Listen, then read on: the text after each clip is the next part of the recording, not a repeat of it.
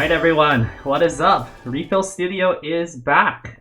This is episode 4, and proud to have our special guest, Star, joining us for today's podcast. Star has been received just sort of a brief introduction. Star has gotten 9th place in the Happy New Year's Dream event, and also very recently got 2nd place in my Garupa Combo Contest, the Summer Bash. Star, thank you so much for taking the time to join us for this podcast today. Thank you so much for having me. I'm really happy to be here. Yeah, for sure, for sure. Anything else you would like to say to briefly introduce yourself?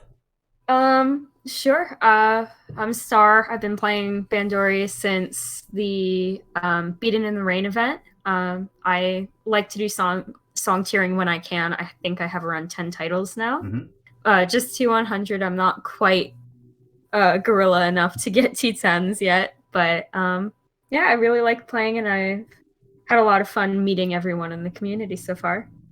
Yeah, so as someone who's relatively recently got into community, it's pretty interesting to see a slightly different perspective of many different things. So one thing I definitely want to talk about just right off the bat is, of course, for those who aren't aware, and you will probably see it on my YouTube channel as well, we had a Garupa Combo Contest. This Combo Contest featured 24 amazing participants, and they were split into teams, into pairs, and they were competing against each other to see who is sort of the best Bandori player. And Star, you competed in this competition. You teamed up with Zippy, and you were able to get 2nd place. Yeah, I think we were both pretty surprised that we were able to get as far as we did. Zippy told me beforehand she has pretty bad stage fright, and I don't really consider myself to be really, really good in terms of accuracy or anything, especially on harder songs. Mm-hmm. So I was just really, really proud of myself that we even made it to the 2nd round. I actually was out at a restaurant with my family, and being able to do that with Zippy, who's a really good friend of mine, it was awesome. We were just there to have fun, and being able to make it to 2nd place, just so proud of ourselves. Star, I know you before going into this competition, you were quite excited about this event, and you really wanted to find that right partner for you and be able to have fun and enjoy the event. Did you do any sort of pre-preparation for the event to prepare and try and hone your skills? I did a couple random rooms with Yvette's and Noodle, actually. And, oh, yeah? Both times they did way better than me. So I was expecting, they're going to take us out really fast. But I just tried to play some songs I didn't really get around to quite as much normally. Just get a little bit of practice and de-rust. Yeah, for sure. And then, funny enough, you actually, met up with them in top 4, and were actually able to outscore them by quite a bit too. So I was very, very surprised about that. The two of them are really great players, so it felt like a pretty big accomplishment to make it past them.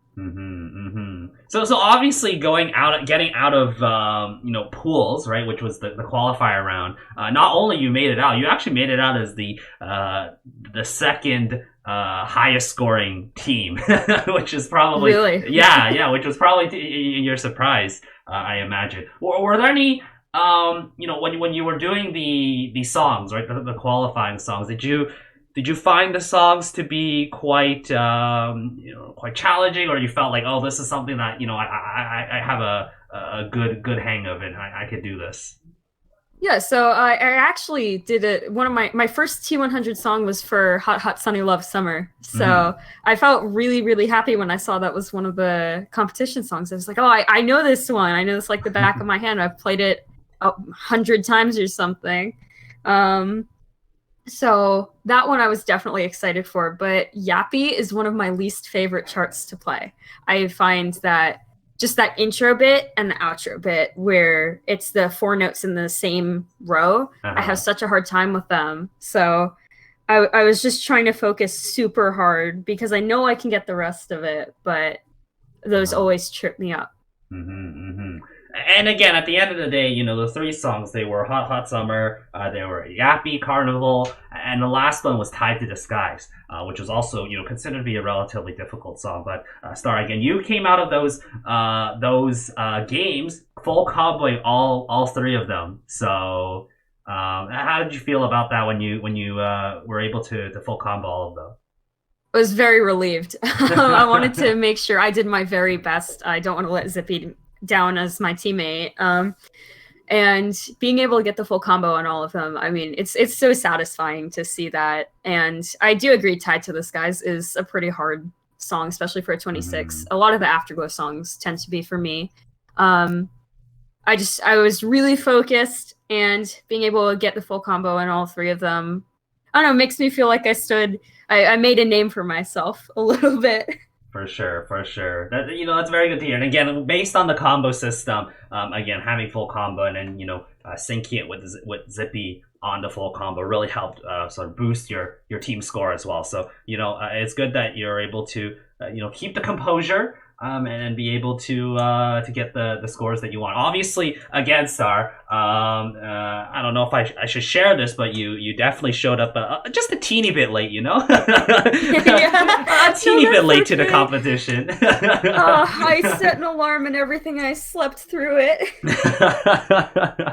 It's okay. Definitely. I was fashionably late. Just had to make everyone know I was there.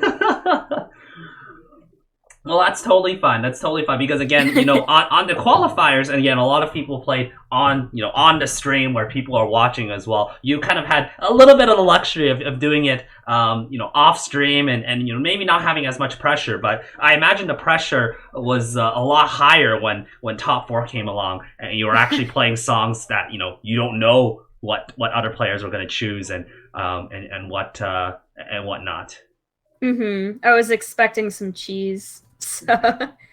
Expecting people to pick really hard stuff right away. But I don't know. I like when people pick random stuff in rooms. I've done some all random rooms before. I think it's a lot of fun just to get to try to do something a little different. I like to see what other people like. So I actually had a lot of fun with that. Well, that's good. I know, again, in Top 4, you chose this game as one of the your song choice, I believe. Yes. Particular reason why you chose that, or it's just like a comfort pick? I feel really comfortable full comboing it, and I don't have the most consistent accuracy. I definitely don't. But I feel like I can usually hit about the same range for that song that I'm happy with, and I know I can full combo it. So I thought that it would be a really good one just to ensure I get that full combo bonus and my accuracy would at least be pretty decent. And I know it's a song that people don't play as much because it's a 27, and some people who I know personally have said it's a bit hard for them. So I thought if it's something that I can really know that I'll do well on and maybe people might have a harder time, it's something I can get a lead in. For sure. And I think the choice overall paid off pretty decent. Again, overall, I think you going into Top 4 or going into the second part of Top 4. I know your team was not necessarily at the top, but you were definitely keeping it competitive with Noodle being really good and Nebby as well. Two big gorillas. So you were able to at least keep up with them. So that's that's definitely quite nice to see. So overall, Star, in terms of your tournament experience, did you enjoyed it? Was there any things that you feel that you particularly enjoyed, or parts that you feel that could be looked upon and improved upon? Yeah, I had a lot of fun. I really did. I think it was nice just being able to play with a bunch of people who everyone just wants to really do their best and have fun doing it. And it's such a nice environment to be in. Because of course you want to beat other people, but no one's gonna trash talk or play dirty in a way that's not between friends and really just for fun. Yeah. And I loved getting to play in the rounds with Zippy. I think it's so much fun to get to play with my teammate right there because it's like we're by each other's side, pushing for the final bit. And even if we didn't win, I feel like we gave it our all, and we can really be proud of ourselves. So being able to play with Zippy was definitely the highlight for me. Definitely. I also felt that the sort of the finals format in general was pretty well received for many of the people. They found that format to be quite interesting. So again, I'll be hosting another combo contest next month.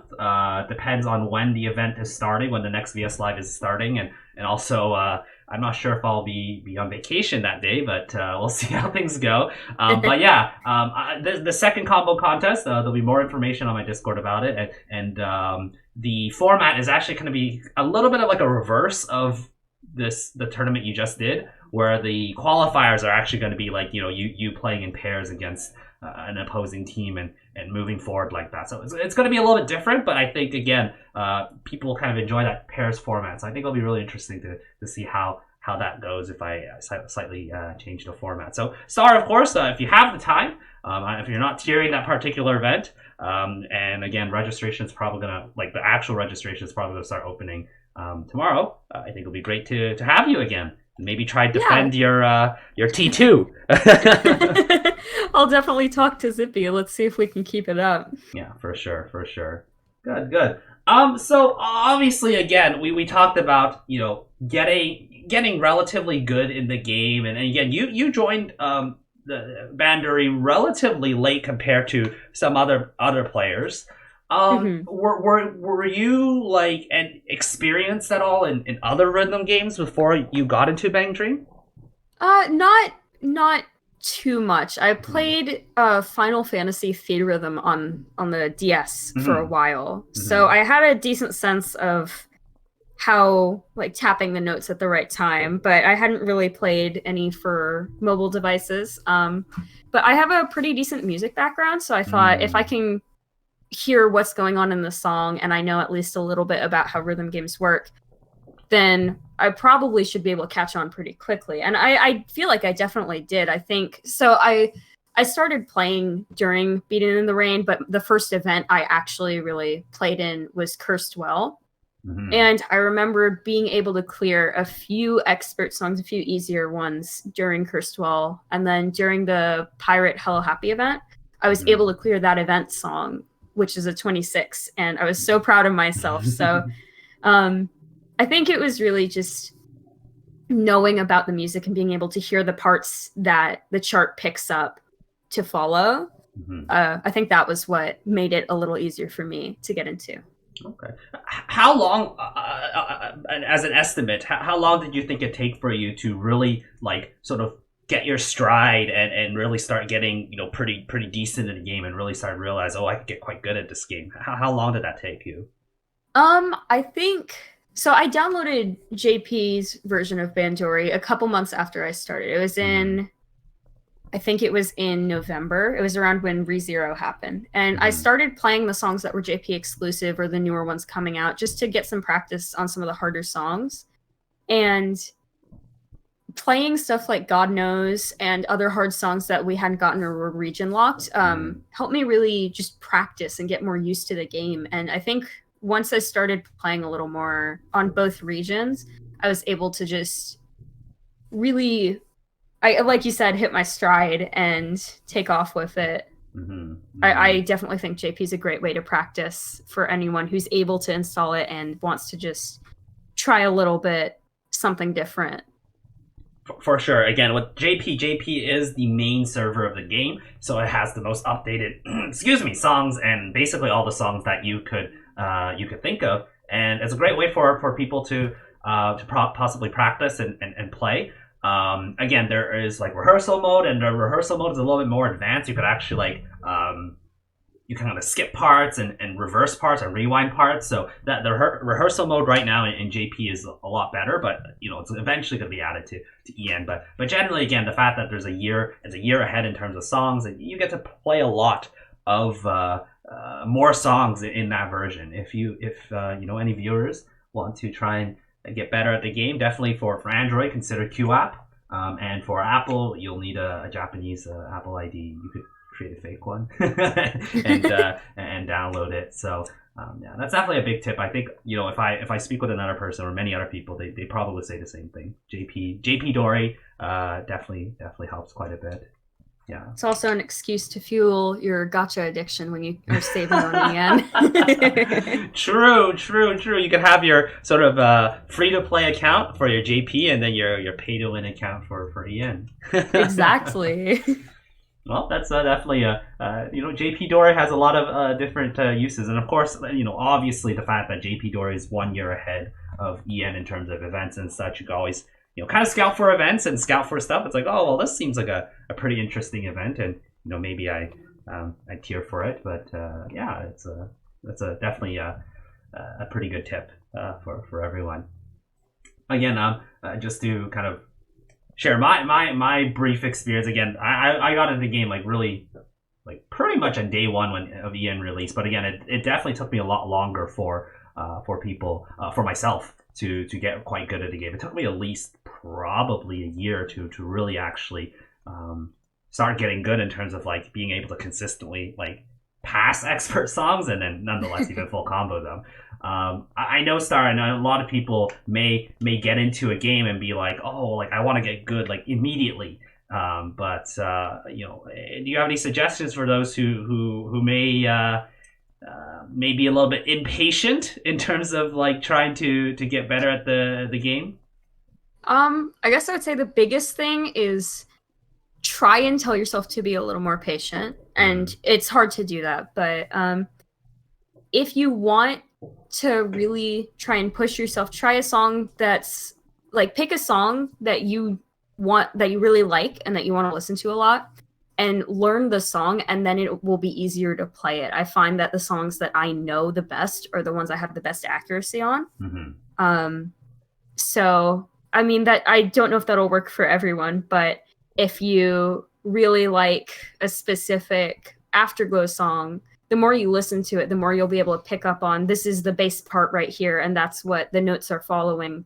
So it'll be a lot easier for you to match that because you recognize the part that's coming.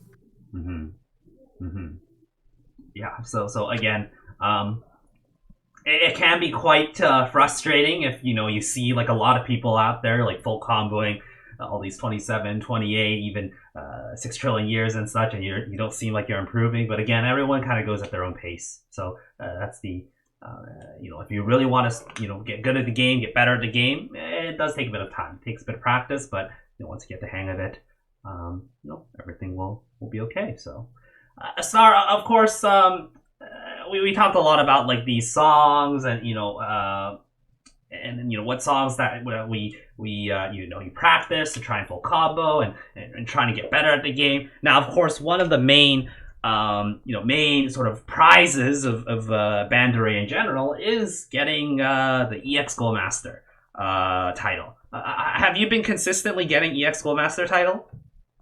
Yeah. The first one I got was on Prelude Replay, the Baby Rinko event, and I remember I was actually at the DMV and I was playing Opera of the Wasteland and I missed one note on it. And I got so mad, I had to close my phone for a solid 30 minutes just sitting at the DMV. Then I got so impatient, I opened it back up again, tried Sugar Song Bitter Step, and got it on the first try. And I was really proud of myself. The first event I played, Cursed-Well, was a Live Goals event. So going from being able to just barely get that first Goal Master title all the way to getting my first EX Master title, it was really great. And I've gotten every one since except for the Couchisa title because I was busy during that event. But every single other one. Nice. That's amazing. Again, I played during since the start of the game, and a couple of the EX Gold Masters really early game were really difficult for some reason. Like for instance, you have to full combo, or you have to pass a 26 past the palette saw with 5 or less greats. Oh wow! Yeah, it was really silly, and there was one goal that I couldn't do because back in the day it was not that good, but it was a live goal event for Afterglow, and the one of the goals was to get a beat an Afterglow song of level 27 or higher with less than 15 greats. At that time, there was only Redo and Heyday. Oh wow! So it was not good. That was the only title I did not get, but every other title I did. But that's just how it is. If for someone who may be considering trying to get EX Master, let's just do a quick list. This might be a bit of a last minute or thing for you to think of, but like some 26s, some 27s, and 28s. What would you recommend players to play to get those goals? Okay, for 26s, I think 26s for me are ones I really use to practice more niche techniques. Like, I think that the Roselia original, is a really good song for just practicing following a rhythm.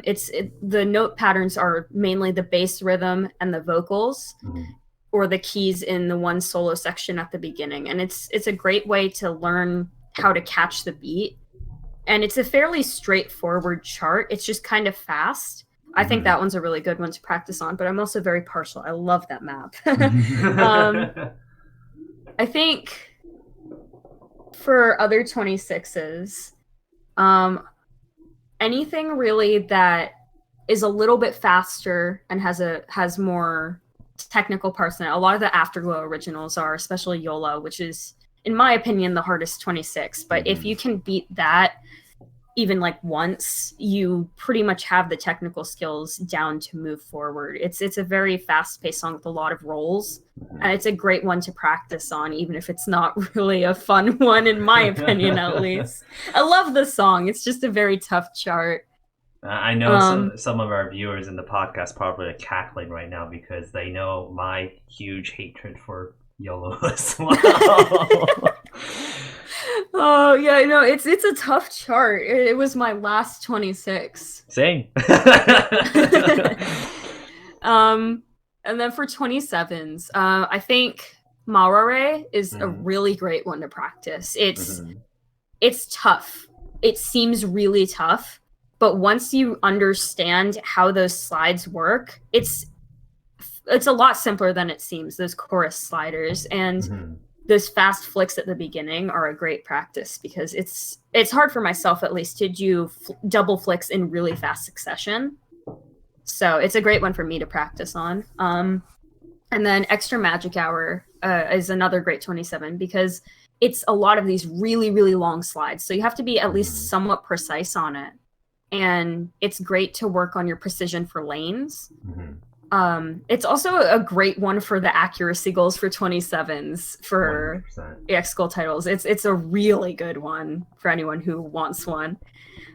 And then for 28s, I am very, very partial to Opera of the Wasteland. I have a ton of people all the time telling me it's so hard. How do you do it?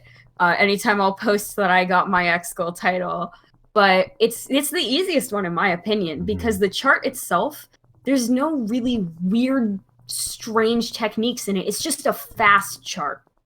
It's a really fast-paced chart. The notes come a bunch at a time, but there's nothing that's specifically strange in it. That's usually my go-to. Although now I would say Bring It On is absolutely going to be my go-to. It's the easiest 28 in my opinion. Just came out today at the time of this recording of this podcast. Yeah, I played it on JP a bunch. If we had God Knows on, and I'd be using that one, but Bring It On, just had to wait that little bit and we got it. It's definitely a really good 28 because I think it's just got a couple double single notes kind of fast paced. Yeah. So if you're able to keep your fingers light, it's a fairly straightforward chart. But I guess my biggest takeaway is no chart is impossible. It's just you have to understand what's coming. So like sight reading a chart is really cool and it's very flashy, but don't get down on yourself if you can't sight read a chart. It's all about knowing what's going to happen and being able to be ready for it. And if you don't know what's going to happen next, and then it's a lot harder to full combo it. But it's not impossible. It just takes practice, really. That's how I've gotten a bunch of my harder ones. I just had to keep going for Zetai Sengen Recital and realize, be lighter with your fingers. I mean, you were already in the game when what was it? Backstage Pass 3 was an Yes. event, and that had like those really ridiculous goals.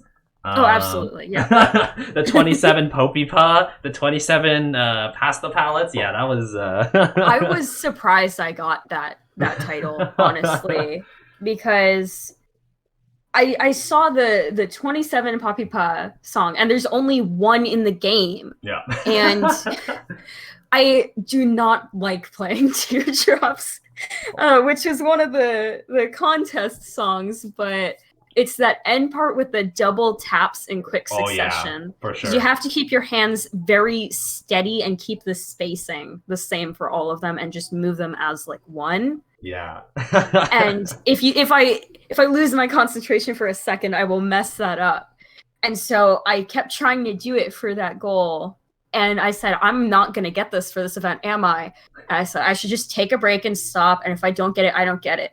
And 2 hours later, because I'm a very competitive person, I'm a perfectionist, I came back and said, I got to try this again. And I finally got it. Wow. Yeah, again, EX Gold Masters, the titles are not easy, but again, everyone has their own sort of unique ways and unique styles and how they approach it. Again,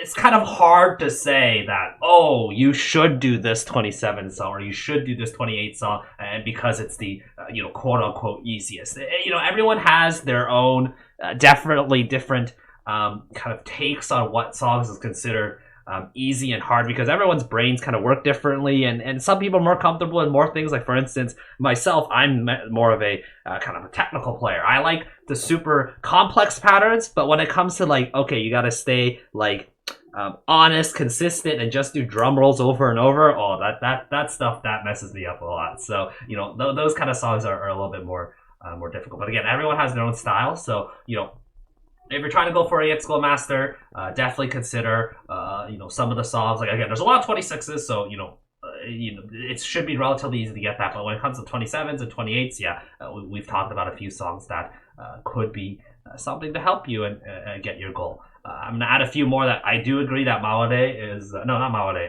Extra Magic Hour. Accuracy really good because there's all those sliders, so you're always going to get perfect or miss. So if you get them, your accuracy should be pretty good. For 27, I will also personally advocate this game.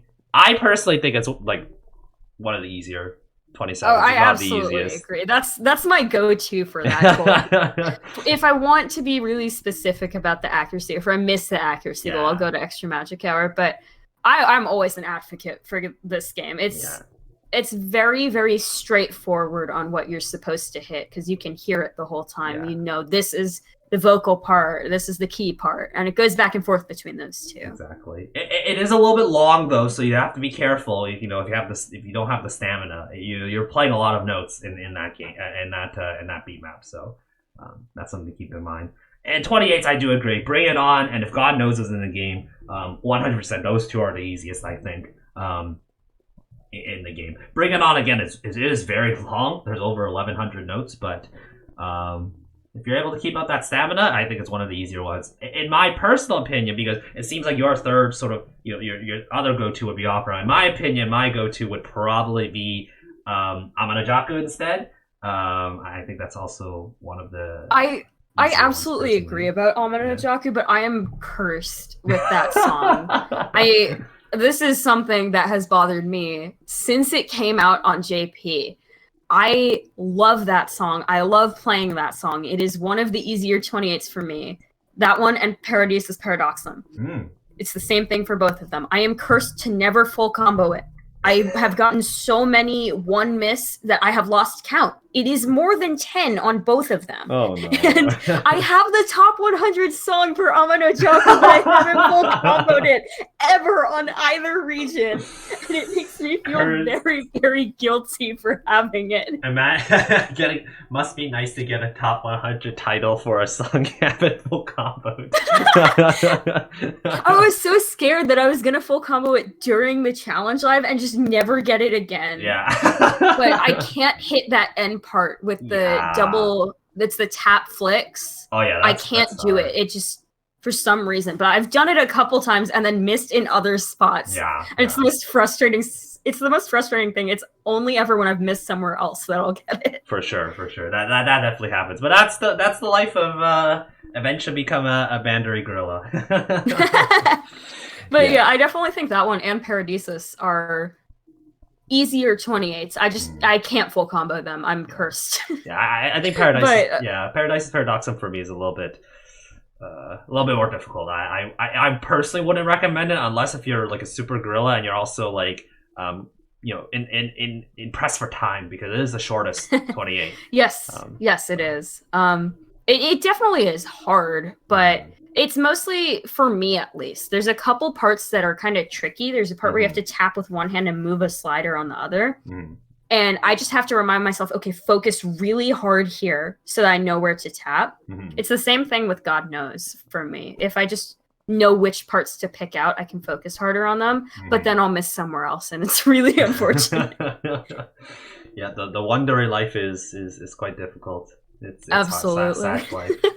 But yeah, hopefully again, those for our viewers, hopefully those tips may be able to help you get your next live goals title. Of course, the next live goals by the time this podcast is out, the next live goals is actually coming up in the event right after the Dignified of a Melody Tune or something, featuring Sayo and Kaoru. So maybe you can use those tips to try and get your EXO Master. Maybe get your first one if you haven't done so already.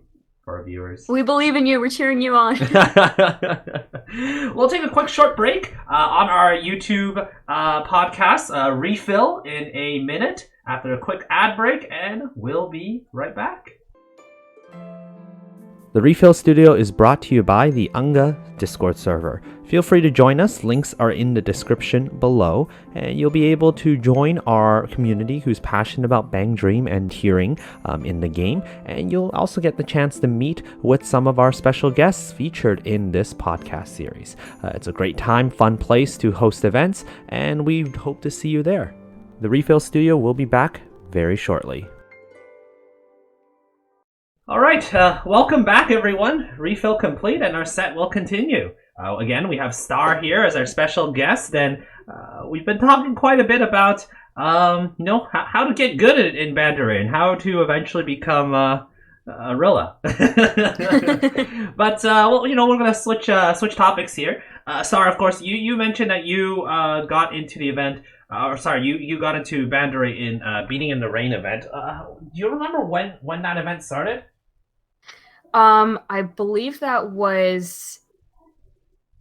So it would have been about a month before the Summer Dream Fest. So it should have been around June 2 years ago. June 2 years ago. Okay, so still pretty... I think so. Relatively veteran. I'm just going to quickly search up on Bandori real quick. But how did you get into Bang Dream? Right? Again, you didn't join immediately at the start, but how did you hear about Bang Dream and how did you get into it? Yeah, so actually my sister is Michaela, who is notorious, very, very good high-tier Bandori player. Mm-hmm. And she showed me one day. She just said that she thought I would like it, and she was right. I really did. And I think she showed me once before, and I just wasn't super interested, but she mentioned it again, and I thought I would try it, and I had a lot of fun with it. And I remember she told me that Beating in the Rain was a versus live, and my team would be terrible, and I should just wait for the next event because I would not have a fun time getting stomped. So I just sat that one out and waited for the next one. Well, there you go. Connections from pretty prominent community members. I honestly didn't know you two were siblings. That's quite interesting. Yeah, I kind of thought originally a lot more people knew, but I guess she hadn't really told anyone. But I know a few people have known, but I've told more people. She's told more people. It's just kind of come up. But yeah, she introduced me. She coaches me through my tiering, and I go to her anytime I have questions, even though I feel like I know most of the stuff there is to know now. I'll be like, yeah, so what event type is this one, or are you going to be pulling for this one, or do you think this will be dead, something like that. Because I don't know, she's the one who brought me in to Bandori. I feel like she's the one I will go to if I ever have any questions, because I gotta look smart in front of everyone else. True. Always want to look smart, you know. Yeah. Well, I don't know if I've ever asked this or ever even known, but do you have a favorite like character and favorite band in the series? My favorite band definitely is Roselia. I love their music so much, and I love their whole dynamic. But when it comes to characters, I have like a few I rotate through because I can't pick. I love Sayo and I love Arisa, and I love Yukina. I think they're probably my top three, but I also love Hagumi, and I really like I like Kasumi and Tai. I like all of them a lot, but I think Sayo, Arisa, and Yukina are my top three for sure. What was it like a first impression? Like you first saw like Sayo, you first saw Arisa or Yukina, you're like, okay, this is my favorite character, or did you have like a favorite character at the start and then it just kind of shifted? I think it was more just reading the stories more, getting to know them more. At first, my favorites were Mocha and Lisa because they were some of the first 4 stars I got, I believe. Okay. I think Lisa was one of the first ones, but not Mocha. I just love Mocha a lot. She's a very unique character, her whole being very sleepy, teasing Ron a lot. So I just liked her. But reading more of Sayo's stories and seeing just how deep of a character she is, I get why there's so many people who love Sayo, because she's just so interesting and she's always growing. And I think that's really cool. And Yukina is kind of similar in that she goes from being a really standoffish person to someone who just opens up more and more and wants people to hear what she loves, which is music. And I think that's awesome. And then for Arisa, I mean, who doesn't love a good tsundere? Not wrong. And of course, we all know that I'm a huge fan of Sayo as well. So it's good that you were able to understand her immediately, because I know a lot of people, especially when they first started the game, myself included, we didn't really like Sayo because of how how rude she was to her sister. But obviously the development as she grew was very inspiring. Star, of course, these are your favorite characters, Sayo, Arisa, Yukina, but when you went for 9th place in the Happy New Year's Dream event, didn't that event feature Akko? I do love Akko a lot, but I can't say she's my favorite because Akko hates me. This is something we were talking about on another server today. I have been playing for 2 years now. I don't have a single Akko 4-star. I pulled tonight trying to get her Dreamfest card, didn't get her. I don't have any of her cards on JP either, so she hates me, and until she comes home, I won't call her my favorite. Wow. That is... I'm sorry to hear that. No, but going for that event, I originally was going to try and tier this summer Pastel Palettes event because I have a really decent Happy Para team. But as it was getting closer, I wasn't really prepared. I didn't have quite enough funds. I thought, I love Pastel Palettes, but this is a Chisato event, and as much as I love Chisato, she's not one of my top girls. So I thought, what other events do I have really good teams for where I wouldn't need to pull a ton that also have characters I like? And New Year's was kind of perfect. I do really love Akko as much as she hates me. And with Sayo and Arisa being the event cards, so free excuse to play for my girls and not have to wail for them, which was great. But my team for that going in was really, really good to where if I wanted to try to pull, I could, but I didn't need to. So it was very tempting, and the banner looked really cute. And also with Pastry being the T1, I love Pastry. He's so sweet. And so I thought it would be wonderful to tier with him. And it really was. The whole group was just so friendly the whole time.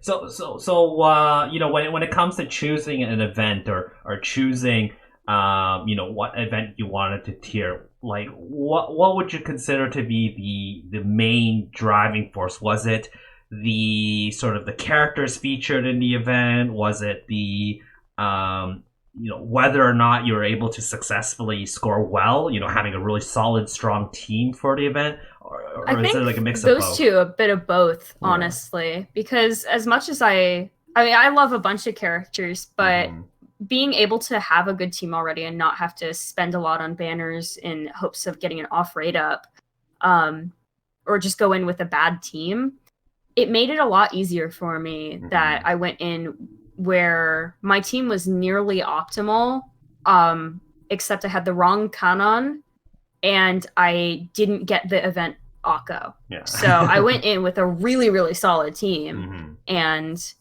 it made it way easier in terms of just playing. But you also got a tier for girls you like, and all of the characters in that event are really cute. I do love Kanon and Ron a lot, which, I mean, yeah, it worked out perfectly for me. And the event story is so cute. I've read a few translations of future events on some Reddit threads just to scope some stuff out. Okay. Well, that's definitely quite interesting. Again, when I usually think about like people trying to tier for an event, I think for many people, I think the priority is definitely tiering for for the girls you like, for the characters you like, the band you like. I know, again, technically, if you don't have an optimal team, you can just play more in order to get the same amount of points and just work with it. It's very interesting to see, definitely some players who either have like a blended approach of, I have to also have a pretty solid team to to tier for event, or I think there's a few people who've been out there who actually just choose an event to tier for just because it's like, oh, I still happen to have a strong team, so I'm just going to go for it. It's pretty interesting to see that perspective. Yeah, I think for me it was important to not have to spend too much money if I needed to buy paid stars. So going in having saved a bunch with some cans, as well as knowing that my team was good enough that if I did need to get more resources, it wouldn't really break the bank because my team would be able to catch up pretty fast. It was important to me to have that balance, and with future tiering, it definitely is too.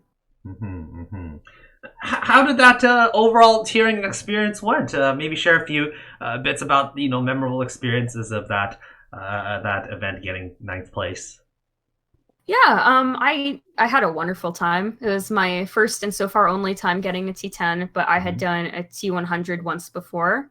It was definitely different from that, which I expected, but I think the coolest thing was just that first day getting the initial sprint late at night, like at 4 a.m. There's just a few of us and it's only runners in voice chat and a couple fillers coming in and out. And it was just hanging out, getting to know people, just relaxing. We're all in the same place of being kind of tired, but you have to focus and keep playing as well as you can. It was just kind of peaceful while still being really enjoyable, which, I don't know, playing A to Z over and over is only so enjoyable, but when you're with friendly people, it's great.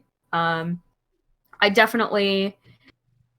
It was a kind of quiet event, not super contested, but we did have some people pubbing who tried to snipe, one of which made it to 4th place, which scared me at one point. I was like, how much more do I need to play? But I was able to keep pushing. I guess the biggest thing for me that I will remember for any future tiering, though, is that first night when I originally wanted to try to do a 24-hour sprint just to really get ahead. But I started to feel sick in the morning, and I said, I want to keep playing, but I really need to just go and lie down and take a nap. I do not feel good. I'm not going to play well. And I think that's important to know for anyone who's trying to tier, because your health and safety is first. And I mean, maybe I was just really fatigued, but after getting some sleep, I came back, I played more, and I felt way better. And I was able to really get my head back where it needed to be. But if you need to take a rest, your health comes before anything. And And like you can play more when you wake up. If you rest, it'll make you feel a lot better. At least for me. But I mean, I don't know. I definitely think I made the right decision with that, as much as I would have loved to push really hard for 24 hours and make everyone afraid of me. Yeah, again, it's a very fine balancing act of playing, but playing at the point where, it is worth your time to do, right? Like, for instance, if you're playing but you're dying on easy difficulty in A2Z, I think that's a sign that maybe it's time to take a little rest. But it's also a danger, especially if it's like a even in your case it wasn't a competitive event, but especially in other cases where it was a competitive event, if you say, okay, I'm gonna sleep, and your 2 hour 3 hour nap became a 7 hour 8 hour nap, that becomes a bit of an issue. So it's definitely a really interesting balancing act. Overall, Star, how many hours of sleep did you think you got throughout the whole event? I was able to mostly just play during the days. Considering it was a pretty quiet event. I played most of day one, besides that period where I got some rest. And then during the days, I played for the first couple days, probably 5 or 6 hours each day. And then the last few days, not as much. It was quieter, so I didn't really need to. But certain events, you absolutely would have to play way more.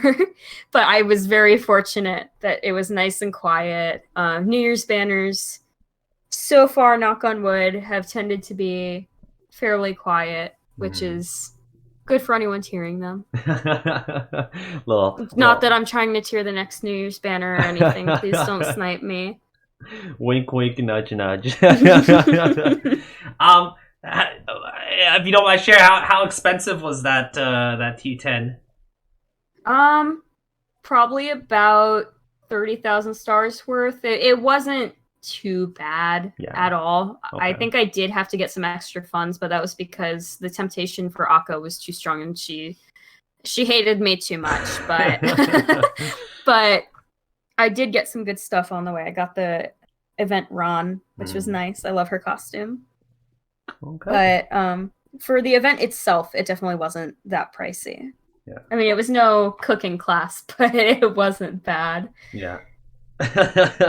Well, again, Star, again, it was it's already been quite some time since that event, but again, once more, good job on getting that accomplishment, and it's good to hear from your experience, and of course, even in like some events where maybe it was a competitive event, and it's still good to hear some experience from the top 10, and I get to learn a bit more about how they did it, and how they approached it. So yeah, thank you. You already kind of briefly hinted this already, but your future tiering plans, what do you expect to do? What are you kind of looking forward to in the future? I've got 2 more events that I would ideally like to do, budget allowing and everything. I would love to tier T10 this New Year's event. I love Arisa. She's the banner girl, and says Yukina's the other 4-star. So yeah, it's kind of made for me. It's very cute. And I have a nice team going into it too. I don't really need to pull anything, which is very, very pleasant. And then my other goal, as part of the ever-expanding House of Whales server, I'm looking to get 2nd place on the Terrible Horror Night, with Zippy being 1st place. So that's my first and probably only podium. I think I might stop high tiering after that and just focus on T100s and relaxing a little bit more with the game. But I'm hoping Zippy and I will really be able to push and get our goals. I know that Zippy is really, really strong. Zippy tiered the New Year's event with me. So I'm excited to tier with her again. And having her as T1, I mean, it's a good confidence booster, because not only is she a wonderful friend, she's a really strong player. Yeah. So I'm excited to get to play with her, and hopefully with a Roselia, full band Roselia event, I will be able to get it, even though I know those can be pretty tough, Mm-hmm. but we've got a really decent team, so I'm excited to see what we can do. And I've got some good cards. I ticketed Dreamfest Sayo just for that, but also because I love her. Fair. Good stuff. Again, talking a little more about my server again. All our special guests will be in my Discord server, and again, when the event is fast approaching, we'll be able to share resources on how to join these tiering servers. So again, New Year's is not going to be for a long time, but soon we'll be able to share that resource. And of course, you can feel free to message Star and message him directly and ask for the server and to show your support for him. So. Yeah, we'd be happy to have you anywhere. I'm going to plug House of Wales if you don't mind. Yeah. House of Wales is kind of, I suppose you could say, infamous now in the Bandori community. We're hosting 4 events there, 4 different events for Nova and Zippy to tier. I'm one of the moderators there. I do a lot of the coordination and managing during events. It used to be a server for one of Nova's other tiering goals, and then Nova converted it. So we've kept it around. There's a lot of people there. There's plenty of people to hang out with. It's a lot of fun. We'd love to have you. We have Karuta bot. Everyone's beloved Karuta bot, eh? Yep. Last question. Any song tiering plans? Maybe one day you'll go for an elusive T10 on a song. Do you think that's doable? As much as I would love to, I don't think I have any teams for upcoming events. I was hoping I'd be able to for Sweet Span, but I didn't get Railgun Kasumi, so I don't think it's going to be possible. I think it's not as much for me that I can't get the songs well enough just because I can practice a lot on JP. I think it's that I don't have the teams for any yet, but if there ever is an event where I have the right team for it, you will definitely see me trying to go for T10. Personally, I'm not very experienced at all when it comes to song tiering and just kind of the concept of it. When you choose a song, a song that you're saying I'm going to go for like a T100 because you've done plenty of those already. What is sort of like your criteria? What do you look into in order to prepare for maybe like a song title? To be completely honest, I haven't had any songs where I'm specifically saying to myself, I want this T100, except for there's one I'll mention in a second that I'm going to in the future. But in the past, it's been really just that I've had decent teams and I've realized this can probably get me top 100, and I'll go through and just play the event song once and see this is where I'm sitting for now. I could probably get top 100 with a little practice, and then I'll just practice the song. If it's a versus live, I'll just go in that room only and really go hard for it. If it's challenge live, I'll just keep going on that one and try my hardest. But I also practice them on JP some, where I either don't have to use or don't have to worry about using flames. I can go in rehearsal mode. I can work out the parts that are giving me some trouble. But with my current ones, it's really been just what I've had a decent team for. In the future, though, I really would love to get top 100 for Sisters Noise. I was originally going to try to tier that event Prismatic Duo, but it wasn't going to work out with some personal situation stuff. But the song makes me think of the event now because I played that event on JP. I tiered it. And I think it's a really nice cover. So I'm trying to do some team building. I got lucky and got a Hina card I can use for that event. So I'm going to see if I can do some team building with future Miracle tickets should they come out. And I'm going to practice that song a lot because I know it's probably going to be competitive. And I think so, yeah. I think it's going to be really competitive. Yeah, hopefully I'll be able to get it. But I mean, I don't have Dreamfest Tomoe, so I'm not certain it'll happen. But maybe if I get good skill order and I can get an AP or hit all the ops on it. We'll see. Well, good luck on that. Hopefully you'll be able to, carry another top 100 song title on your belt. And of course, we'll see you next year when it comes to the upcoming Bandori events and getting your next T10 title, and of course T2 as well in Terrible. Is that Terrible Horror Nights? That should be next year, right? Yes, it's in January. January. So they're pretty close then, aren't they? They're one event apart, actually. Oh, okay. Well, yeah, that's a big preparation then needed. Okay. Well, good luck on that, Star. Hopefully it'll be a long enough break for me. I think it definitely will be if New Year's stays quiet. Mm-hmm. But there's some beauty about being able to go on to hard difficulty. For sure. Yeah. Star, again, it was a great pleasure having you in today's podcast episode. Thank you so much for being a special guest. Do you have any last shout outs do you want to say to viewers? Well, thank you so much for having me. Since we talked a lot about gold titles and song tiering and stuff, I guess I'd like to just encourage anyone who's trying to song tier or get gold titles. The biggest thing that might hold you back is yourself. Keep practicing, keep trying your best. You can definitely get those EX gold titles with practice. It's a lot scarier than it seems. Like, it's not as difficult as it seems. And with enough practice, you'll definitely get there. Don't beat yourself up if it takes some time. You can absolutely do it. Sure, for sure. Yeah, we definitely talk quite a bit about it. And again, your advice will hopefully be able to motivate some people in getting the titles. And of course, it's a very different perspective. It could be a different perspective for many of our more veteran players as well. So, yeah. Yeah. To each their own. I hope what I said was able to help. But like, if it doesn't work, try something different. Try playing on mirror mode if you're not sure. There's certain charts that I find are easier on mirror mode, like Fantastic Dreamer. And if you are having a hard time full comboing a song and you don't really want to swap to mirror mode once or twice and then swap back. It resets your brain, which I do for 28s if I'm having trouble.